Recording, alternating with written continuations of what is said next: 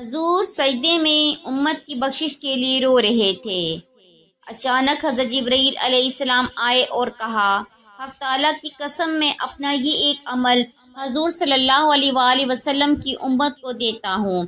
اس عمل سے قبر کا عذاب ڈرتا ہے، جہنم کی آگ بجھ جاتی ہے، سارے گناہ معاف ہو جاتے ہیں، قضا نمازیں معاف ہو جاتی ہیں، جنت میں اعلیٰ مقام ملتا ہے۔ وہ عمل یہ ہے۔ محترم ناظرین، انسان فطرتاً کمزور ہے، کبھی غفلت، کبھی خواہشات کی پیروی اور کبھی دنیا کی الجھنوں میں الجھ کر وہ اپنے اصل مقصد حیات سے دور ہو جاتا ہے۔ اللہ تعالیٰ نے ہمیں اپنی عبادت کے لیے پیدا کیا ہے، لیکن شیطان، نفس امارہ اور دنیاوی مشغولات ہمیں اس راہ سے ہٹانے کے لیے ہر لمحہ سرگرم رہتی ہیں۔ ان حالات میں بعض اوقات انسان نہ صرف نماز جیسی فرض عبادت کو چھوڑ بیٹھتا ہے، بلکہ ایسا بھی ہوتا ہے کہ مہینوں بلکہ برسوں تک نماز کی کوتاہی جاری رہتی ہے۔ اس کے ساتھ ساتھ وہ مختلف کبیرہ گناہوں میں مبتلا ہو جاتا ہے۔ جھوٹ، سود، غیبت، زنا، نشہ، والدین کی نافرمانی، قطع رحمی، نماز کی ترک اور دیگر اعمال جو اللہ کے سخت غضب کو دعوت دیتے ہیں۔ ایسے میں ایک وقت آتا ہے جب انسان کے اندر اللہ کی طرف پلٹنے کی تڑپ پیدا ہوتی ہے۔ دل پکار اٹھتا ہے کہ اے رب، میں نے بہت غلطیاں کی، بہت وقت ضائع کیا، بہت عبادات چھوڑ دی، بہت گناہوں میں ملوث رہا۔ کیا میرے لیے بھی مغفرت کی کوئی امید ہے؟ کیا میری زندگی میں بھی دوبارہ روحانی بہار آ سکتی ہے؟ یہی وہ مقام ہے جہاں انسان کا دل نرم ہو جاتا ہے اور وہ اللہ کے حضور سچی توبہ کے لیے جھکتا ہے۔ تو ناظرین، ہمارا آج کا وظیفہ بھی انہی غلطیوں، کوتاہیوں کو ملحوظ خاطر رکھتے ہوئے ایک ایسا عمل ہے کہ جب حضور پاک صلی اللہ علیہ وآلہ وسلم سجدے میں اپنی امت کی بخشش کے لیے رو رہے تھے کہ اچانک حضرت جبرائیل علیہ السلام آئے اور کہا کہ حق تعالیٰ کی قسم، میں اپنا یہ ایک عمل حضور صلی اللہ علیہ وآلہ وسلم کی امت کو دیتا ہوں۔ جو اس عمل کو کرے گا، اس عمل کی بدولت اس پر سے قبر کا عذاب ہٹا لیا جاتا ہے، جہنم کی آگ بجھا دی جاتی ہے، اس کے سارے گناہ معاف کیے جاتے ہیں، اس کی غلطیاں، کوتاہیاں سب معاف ہو جاتی ہیں، اس کی قضا نمازیں جو اس نے اپنی زندگی میں کی تھی وہ سب بھی معاف ہو جاتی ہیں، اور اس عمل کی بدولت اس شخص کو جنت میں اعلیٰ مقام ملتا ہے۔ تو وہ عمل کیا ہے؟ اس عمل کے بارے میں جاننے کے لیے گزارش ہے کہ ویڈیو کو آخر تک لازمی دیکھیے گا۔ اگر آپ ہمارے چینل پر نیو ہیں تو چینل کو ضرور سبسکرائب کر دیجیے۔ محترم ناظرین، سرکار دو عالم صلی اللہ علیہ وآلہ وسلم کا فرمان عالی شان ہے کہ گزشتہ زمانہ میں 3 آدمی سفر میں تھے کہ رات گزرنے کے لیے انہیں ایک غار کا سہارا لینا پڑا۔ جو ہی وہ غار میں داخل ہوئے تو پہاڑ کے اوپر سے ایک چٹان ٹوٹ کر غار کے منہ میں آن گرا، جس سے غار کا منہ بند ہو گیا۔ تینوں شخص نے زور آزمائی کی تاکہ چٹان سرک سکے اور ہم باہر نکل سکیں، لیکن ایسا نہ ہو سکا۔ انہوں نے سوچا کہ اس چٹان سے چھٹکارا پانے کا ایک ہی طریقہ ہے کہ ہم اپنے نیک اعمال کا وسیلہ پیش کر کے اللہ تعالیٰ سے دعا مانگیں۔ ان میں سے ایک شخص نے خدمت والدین کو وسیلہ بنا کر دعا کی، کہا اے اللہ، تیرے اس ایک کام سے ڈرتا تھا کہ تو نے فرمایا اپنے والدین کی خدمت کیا کرو۔ میں اپنے بچوں کو بھوکا بٹھا کر والدین کو پہلے کھانا کھلایا کرتا تھا تو چٹان تھوڑی سی سرک گئی، لیکن وہ ابھی باہر نہ نکل سکتے تھے۔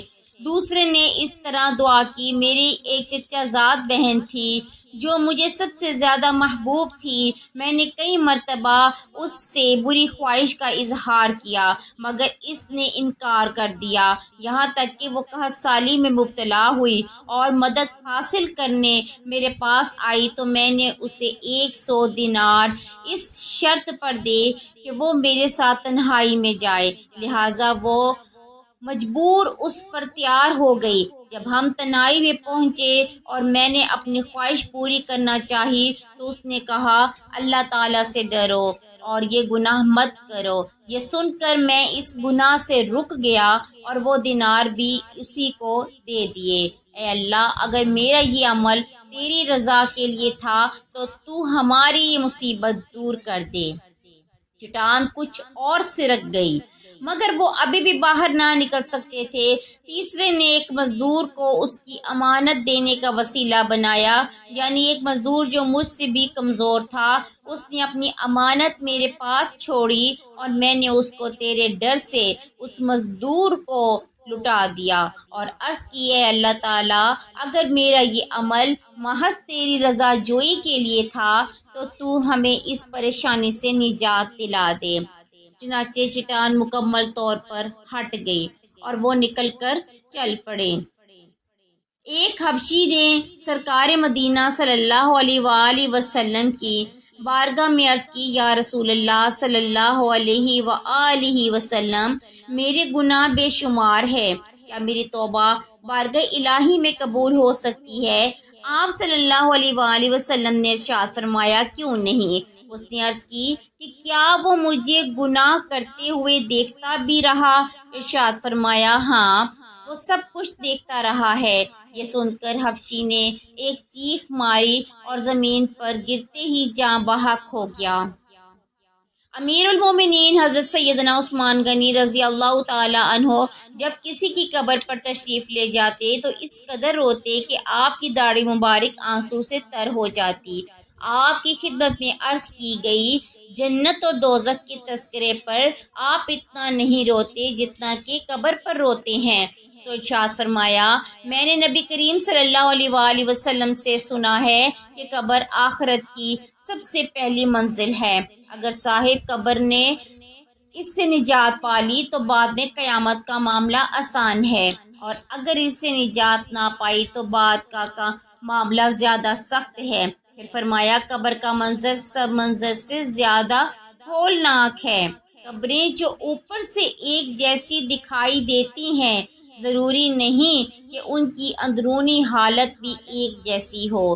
اس مٹی کے ڈھیر تلے دفن ہونے والا اگر کوئی نمازی تھا، رمضان المبارک کے روزے رکھنے والا تھا، پورا ماہ رمضان المبارک یا کم از کم آخری عشرے کا اعتکاف کرنے والا تھا، ماہ رمضان کا عاشق و قدردان تھا، فرض ہونے کی صورت میں اپنی زکوٰۃ پوری ادا کرنے والا تھا، رزق حلال کمانے والا تھا، بقدر کفایت حلال روزی پر قناعت کرنے والا تھا، تلاوت قرآن کرنے والا تھا، تہجد، اشراق و چاشت اور اوابین کے نوافل ادا کرنے والا تھا یا عاجزی کرنے والا، اور حسن اخلاق کا پیکر تھا، شریعت کے مطابق ایک مٹھی داڑھی بڑھانے والا تھا، امامے کا تاج سر پر سجانے والا تھا، سنتوں کا متوالا تھا، ماں باپ کی فرما برداری کرنے والا تھا، بندوں کے حقوق ادا کرنے والا تھا،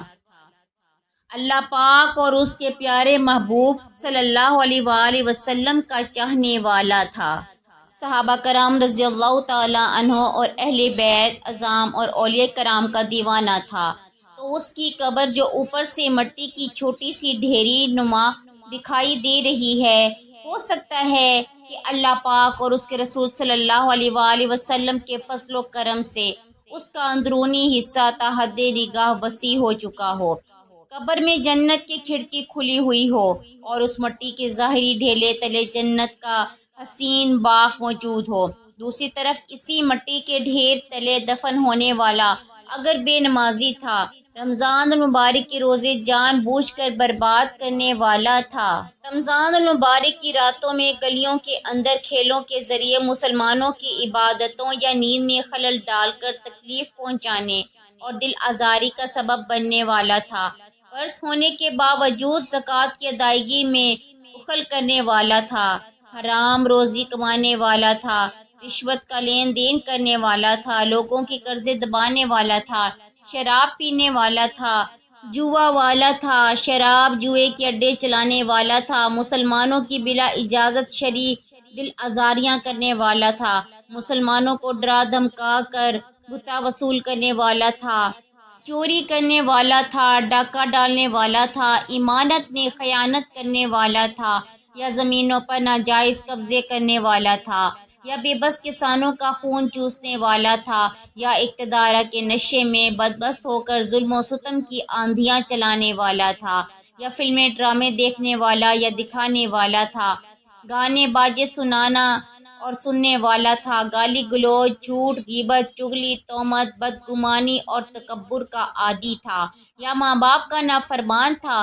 ہو سکتا ہے کہ مٹی کے اس پر سکون نظر آنے والے ڈھیر تلے بے قراری کا عالم ہو، جہنم کی کھڑکی کھلی ہو، آگ سلگ رہی ہو، سانپ اور بچھو دفن ہونے والے کے بدن پر لپٹے ہوں، ایسی چیخ و پکار مچی ہو جسے ہم نہیں سن سکتے۔ یاد رکھیے، ہمیں بھی ایک دن مرنا ہے اور اندھیری قبر میں اترنا پڑے گا۔ عنقریب وہ دن بھی آئے گا جب ہم اپنے دفن کرنے والوں کو دیکھ رہے ہوں گے، ان کی باتوں کو سن رہے ہوں گے، ان سب کو پہچان رہے ہوں گے۔ ہماری قبر کھودی جائے گی، تب ہمیں معلوم ہوگا، اور جب قبر بند کرنے کے لیے مٹی ڈالی جا رہی ہوگی، یہ دردناک منظر بھی نظر آ رہا ہوگا، لیکن بول کچھ نہیں سکیں گے۔ دفن کرنے کے بعد ہمارے ناز اٹھانے والے رخصت ہو رہے ہوں گے، قبر میں ان کے قدموں کی چھاپ سنائی دے رہی ہوگی، ڈوبا جا رہا ہوگا دل، قبر کی وحشت اور گرمی کا سامنا ہوگا، اندھیرے اور تاریکی سے بھی دل گھبرا رہا ہوگا، اتنے میں اپنے لمبے لمبے دانتوں سے قبر کی دیواروں کو چیرتے ہوئے خوفناک شکلوں والے کالے کالے بالوں کو لٹکائے دو فرشتے منکر نکیر قبر میں موجود ہوں گے، ان کی آنکھوں سے شعلے نکل رہے ہوں گے، اور وہ سختی کے ساتھ بٹھائیں گے اور کرکت سخت سے لہجے میں سوالات کریں گے، نہیں معلوم کہ ہم ان کے جوابات میں کامیاب ہوں گے یا نہیں۔ ایک مرتبہ حضرت سیدنا جبریل علیہ السلام کو دیکھا کہ وہ رو رہے ہیں، تو آپ صلی اللہ علیہ وآلہ وسلم دریافت فرمایا، اے جبریل علیہ السلام، اب تم کیوں روتے ہو، حالانکہ تم بلند ترین مقام پر فائز ہو؟ انہوں نے عرض کی، میں کیوں نہ روں کہ میں رونے کا زیادہ حقدار ہوں کہ کہیں میں اللہ تعالیٰ کے علم میں اپنے موجودہ حال کے علاوہ کسی دوسرے حال میں نہ ہوں، اور میں نہیں جانتا کہ کہیں ابلیس کی طرح مجھ پر اطلاع نہ آ جائے کہ وہ بھی فرشتوں میں رہتا تھا، اور میں نہیں جانتا کہ مجھ پر کہیں بارود و مارود کی طرح آزمائش نہ آ جائے۔ یہ سن کر رسول صلی اللہ علیہ وآلہ وسلم بھی رونے لگے۔ یہ دونوں روتے رہے یہاں تک کہ ندا دی گئی، اے جبریل علیہ السلام اور اے محمد صلی اللہ علیہ وآلہ وسلم، اللہ تعالیٰ نے تم دونوں کی نافرمانی سے محفوظ فرما دیا ہے۔ پھر حضرت جبریل علیہ السلام چلے گئے اور رسول خدا صلی اللہ علیہ وآلہ وسلم باہر تشریف لے آئے اور کہا، اے میری امت، اللہ کے خوف سے رویا کرو، راتوں کو اٹھ کر اللہ کے خوف سے رونا تمہیں جہنم سے خلاصی دلائے گا، تمہارے دل نرم ہوں گے اور یہی تمہارے آنسو تمہیں جہنم کی آگ سے بچا سکتے ہیں۔ اے میری امت، اللہ کے خوف سے اتنا رویا کرو، اتنا رویا کرو، تمہاری آہیں ساتوں آسمانوں کے اوپر تک پہنچ جاتی ہیں، اور حق تعالیٰ فرماتا ہے، اے میری ملائکہ دیکھو، میرے بندے کو معلوم ہے کہ میں اس کا رب ہوں، یہ میرے ڈر سے رو رہا ہے، تم گواہ ہو جاؤ، میں نے اس کی مغفرت اور بخشش کر دی ہے۔ ایک مرتبہ حضرت جبریل علیہ السلام اور حضرت میکائیل علیہ السلام رونے لگے تو رب تعالیٰ نے دریافت کیا کہ تم کیوں روتے ہو؟ انہوں نے عرض کی، اے رب، ہم تیری خفیہ تدبیر سے بے خوف نہیں ہیں۔ رب تعالیٰ نے ارشاد فرمایا، تم اسی حالت پر رہنا، کبھی مجھ سے بے خوف مت ہونا، کیونکہ یہ عمل مجھ کو بہت محبوب ہے۔ جو بھی میرے خوف سے روتا ہے، میں ان کو ہر مصیبت سے خلاصی عطا کرتا ہوں۔ حضرت سیدنا ابو ہریرہ رضی اللہ تعالیٰ عنہ سے روایت ہے کہ رسول اللہ صلی اللہ علیہ وآلہ وسلم نے فرمایا، بنی اسرائیل میں ایک شخص تھا جس نے زندگی بھر کبھی کوئی نیکی نہ کی تھی۔ اس نے اپنے گھر والوں کو وصیت کی کہ جب میں مر جاؤں تو مجھے جلا دینا اور میری آدھی راکھ جنگل میں اڑا دینا، جبکہ آدھی راکھ دریا کے سپرد کر دینا۔ رب تعالیٰ کی قسم، اگر اللہ تعالیٰ نے میری گرفت کی تو میں اس عذاب سے بہت ڈرتا ہوں۔ جب اس شخص کا انتقال ہو گیا تو اس کی رضا کے مطابق گھر والوں نے اس کی وصیت پوری کر دی۔ اللہ تعالیٰ نے دریا کو اس کی راکھ جمع کرنے کا حکم ارشاد فرمایا تو اس نے اپنے اندر سے اس کی موجود راکھ تمام جمع کر دی۔ پھر جنگل کو بھی یہی حکم ہوا، اس نے بھی ایسا ہی کیا۔ پھر اللہ تعالیٰ اس شخص سے سوال کیا، کیا بتاؤ تم نے ایسا کیوں کیا؟ اس نے عرض کی، اے میرے رب، تو جانتا ہے کہ میں نے یہ سب کچھ فقط تیرے خوف کی وجہ سے کیا تھا۔ یہ سن کر اللہ رب العالمین نے اس کی بخشش فرما دی۔ حضرت سیدنا یحییٰ بن عبد الملک پر خوف بندی کا بڑا غلبہ تھا۔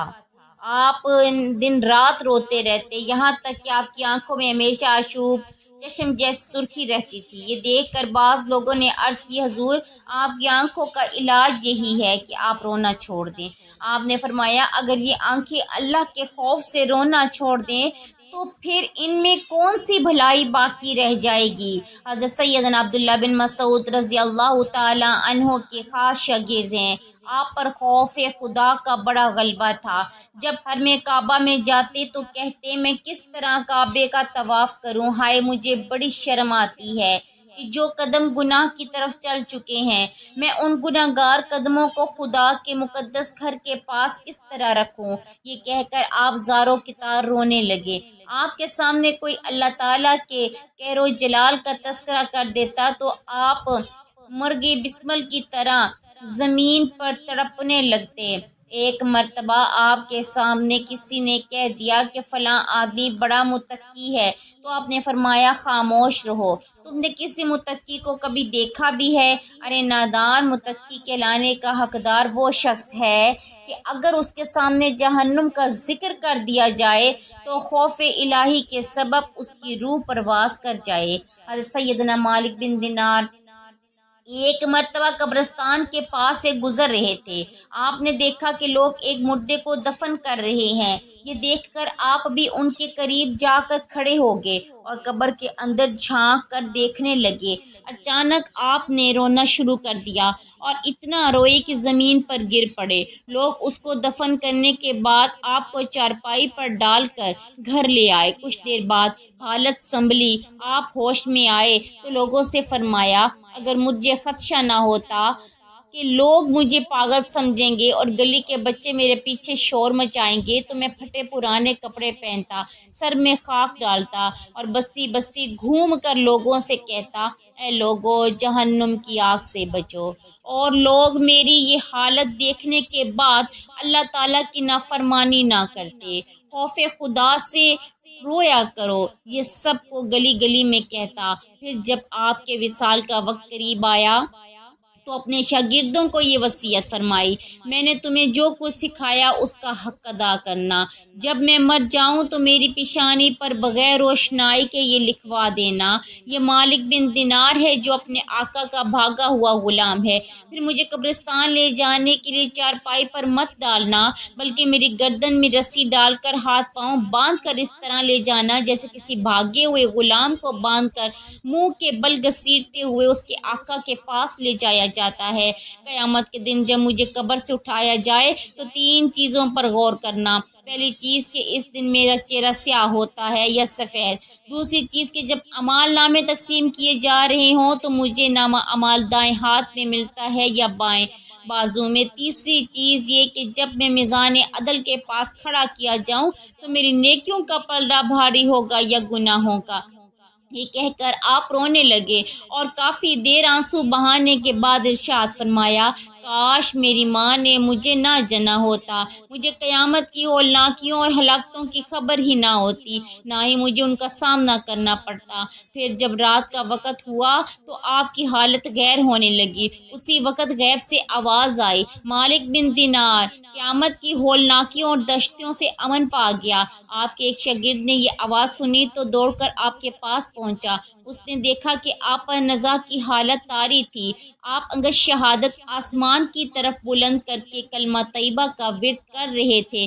آپ نے آخری مرتبہ لا الہ الا اللہ محمد رسول اللہ کہا اور آپ کی روح پرواز کر گئی۔ تو ناظرین محترم، وقت کی نزاکت کو مد نظر رکھتے ہوئے چلتے ہیں عمل کی جانب کہ جب حضور صلی اللہ علیہ وآلہ وسلم سجدے کی حالت میں تھے تو جبریل علیہ السلام حاضر ہوئے اور اللہ کی قسم کھا کر فرماتے ہیں کہ جو یہ عمل کر لیتا ہے اس پر قبر کا عذاب بھی ڈرتا ہے، اس کو تمام گناہ معاف کر دیے جاتے ہیں، اس کو جنت میں اعلیٰ مقام عطا کیا جاتا ہے، اس کی ساری نماز قضا معاف ہو جاتی ہیں، قیامت کے دن اس کا چہرہ نور سے روشن ہوگا، وہ بے حساب کتاب جنت میں داخل ہوگا۔ تو وہ عظیم عمل جو حضرت جبریل علیہ السلام نے حضور اقدس صلی اللہ علیہ وآلہ وسلم کی خدمت میں حاضر کیا، وہ ایک تسبیح کا عمل ہے، اور وہ تسبیح یہ ہے، لا الہ الا اللہ محمد رسول اللہ۔ محترم ناظرین، یہ تسبیح آپ دن میں کسی بھی وقت اٹھتے بیٹھتے چلتے پھرتے، صبح دوپہر شام رات سونے سے پہلے کسی بھی وقت پڑھ سکتے ہیں۔ آپ کو جیسے وقت ملے آپ نے یہ سب سے پہلے حضور پاک صلی اللہ علیہ وآلہ وسلم کی ذات اقدس پر درود پاک کا نذرانہ پیش کرنا ہے۔ درود پاک آپ کوئی سا بھی پڑھ سکتے ہیں، ایک بار ثواب کی نیت سے میرے ساتھ بھی پڑھ لیجئے۔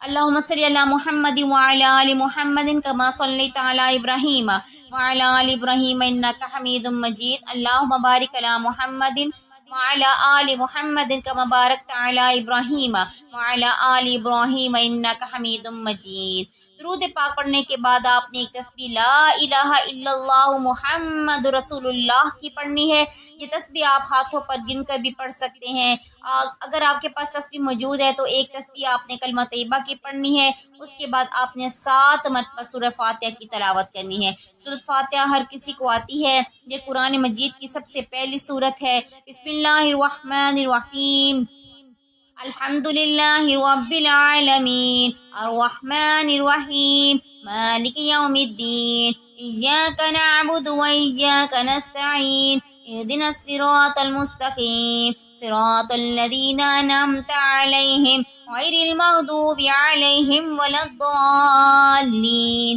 آمین۔ سورۃ فاتحہ آپ لوگوں نے صرف اور صرف 7 مرتبہ پڑھنی ہے، اور اس کے بعد ایک تسبیح آپ نے استغفر اللہ استغفر اللہ استغفر اللہ کی پڑھنی ہے، اور آخر میں پھر آپ نے درود پاک پڑھنا ہے۔ درود پاک پڑھنے کے بعد آپ نے اللہ تعالیٰ سے اپنے گناہوں کی معافی مانگنی ہے۔ انشاءاللہ اس عمل کی برکت سے اللہ تعالیٰ آپ کے تمام گناہوں کو معاف کرے گا، آپ کی جتنی بھی نمازیں قضا ہوئی ہیں اللہ تعالیٰ ان کو بھی ادا تصور کرے گا۔ اس عمل کی بدولت اللہ تعالیٰ قبر کا عذاب ہٹا دے گا، اس کے تمام گناہ معاف فرما دے گا، اور اس کو جنت میں اعلیٰ مقام عطا فرمائے گا۔ یہ عمل حضرت جبریل علیہ السلام کی طرف سے حضور پاک صلی اللہ علیہ وآلہ وسلم کی امت کے لیے ایک تحفہ ہے، کہ جب حضور صلی اللہ علیہ وآلہ وسلم اپنی امت کی بخشش کے لیے سجدہ ریز ہو کر رو رہے تھے، تو حضرت جبریل علیہ السلام آپ صلی اللہ علیہ وآلہ وسلم کی خدمت میں حاضر ہوئے اور آپ کی امت کے لیے یہ تحفہ دیا کہ جس کو بتائے گئے طریقے سے کرنے پر قبر کا عذاب ہٹا لیا جاتا ہے، گناہوں کی بخشش فرما دی جاتی ہے، قضا نمازیں معاف کر دی جاتی ہیں، دنیا اور آخرت اس کی سنور جاتی ہے، اور اس کو جنت میں اعلیٰ مقام عطا کر دیا جاتا ہے۔ تو آپ نے اس عمل کو لازمی کرنا ہے، اور اللہ تعالیٰ کا خوف دل میں رکھتے ہوئے اس کی بارگاہ میں رو رو کر گڑ گڑا کر دعا کرنی ہے، کیونکہ یہی آنسو قبر کی سختی سے بچا سکتے ہیں، جہنم سے بچا سکتے ہیں، پل صراط سے بچا سکتے ہیں، صرف یہی آنسو آپ کو جنت میں پہنچا سکتے ہیں۔